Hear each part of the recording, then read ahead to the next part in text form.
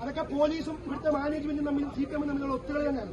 ഇവിടുത്തെ ഒരു ഹെഡ് മിസ്ട്രസിനെ പെരിയടാക്കാൻ വേണ്ടിയിട്ട് കണ്ണിൽ പൊടിയിടാൻ വേണ്ടിയിട്ട് ഒരു പരിപാടി അത് നടക്കത്തില്ല സാറേ. KSCBയുടെ AEയും ഇതിന്റെ മാനേജ്മെന്റിന്റെ ചെയർമാനാണോ അയാളെ പ്രതി ചേർത്ത് ഒന്നും രണ്ടും പ്രതികളായിട്ട് ചേർത്ത് കേസെടുത്ത FIR ഇവിടുത്തെ മാധ്യമങ്ങളെയും ഇവിടുത്തെ ജനങ്ങളെയും ഇവിടുത്തെ മരിച്ച കുഞ്ഞിന്റെ വീട്ടിൽ കൊണ്ടുവന്ന് കാണിക്കാതെ യുവമോർച്ചയും BJPയും സമരരംഗത്ത് നിന്ന് മാറത്തില്ല. പോലീസ് അറസ്റ്റ് ചെയ്തോ, പോലീസ് ആക്രമിച്ചോ, പോലീസ് ജയിലിൽ വിട്ടോ, ഞങ്ങൾ തയ്യാറാ.